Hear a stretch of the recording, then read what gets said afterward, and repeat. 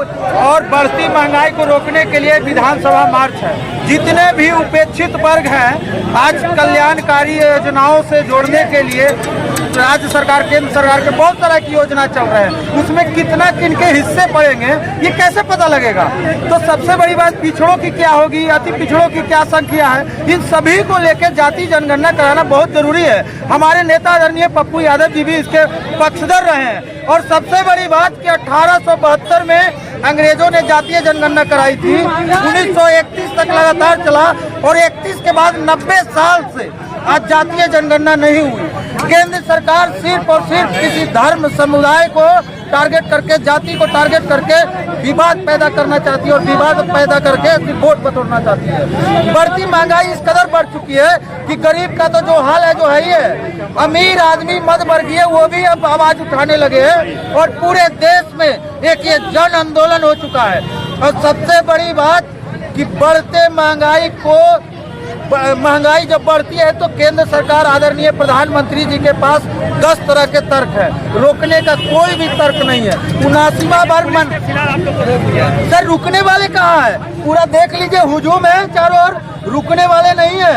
आज आर पार की लड़ाई होगी और हमारी आवाज को वहां तक सुनना ही होगा। यदि केंद्र सरकार जाति जनगणना नहीं कराती है तो हम लोग राज्य सरकार से मांग करते हैं कि वो अपने स्तर से इस जाति जनगणना को कराए। ये सभी मुद्दों को लेकर विधानसभा मार्च है। युवा परिषद, छात्र परिषद और युवा शक्ति के द्वारा विधानसभा मार्च है और ये विधानसभा पहुंच कर रहे हैं। तो और पार की लड़ाई बता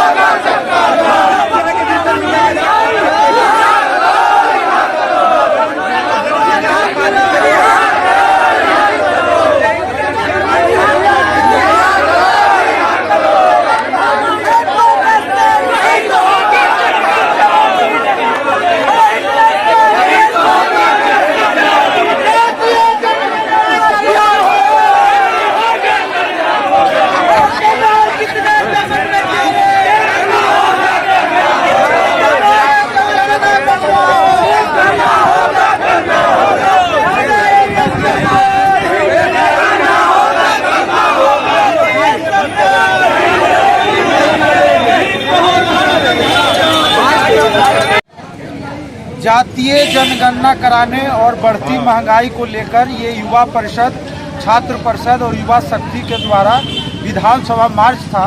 सबसे बड़ी बात कि जातीय जनगणना कराने को लेकर हमारे नेता आदरणीय पप्पू यादव जी पक्षधर रहे हैं और पहले भी कई बार इसके लिए प्रेस कॉन्फ्रेंस कर चुके हैं, आवाज़ उठा चुके हैं।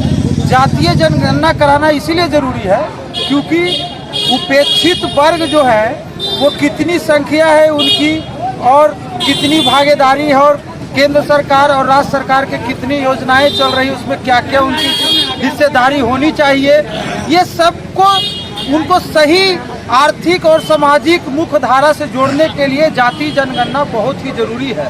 1872 में अंग्रेजों ने जाति जनगणना कराया था, उसके बाद लगातार 1931 तक हुई और 31 के बाद आज 90 साल हो गया है जातीय जनगणना नहीं हुई। केंद्र सरकार बार बार विवाद पैदा करती है, कभी किसी खास धर्म समुदाय और जाति को टारगेट करके आम जनों में एक विवाद पैदा करना चाहती है। तो हम लोग उसके पक्षधर नहीं है, हम लोग जातीय जनगणना कराने के पक्षधर में है। यदि केंद्र सरकार जातीय जनगणना नहीं कराती है तो हम लोग राज्य सरकार से अपील करते हैं कि वो अपने स्तर से जातीय जनगणना कराए।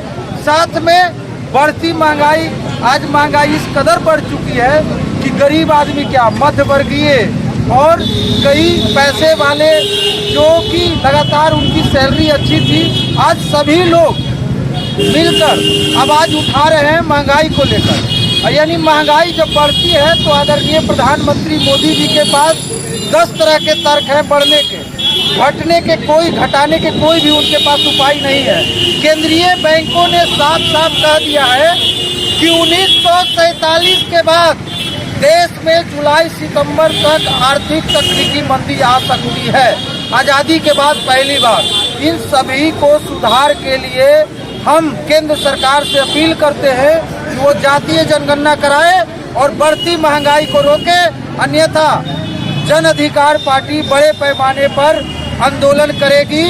और सबसे बड़ी बात कि 79वां बार मन की बात के लिए आदरणीय प्रधानमंत्री जी आते हैं और उसमें युवाओं की रोजगार की चर्चा नहीं करते हैं और बढ़ते महंगाई को लेकर चर्चा नहीं करते हैं। जिन जिन सवालों को लेकर वो सत्ता में आए केंद्र सरकार, उन सबों को भूल जाते हैं। इन सबों के लिए हम लोग को साफ तौर पर मांग है कि जातीय जनगणना और बढ़ती महंगाई, इन सभी को बढ़ती महंगाई को रोका जाए और जातीय जनगणना को कराया जाए।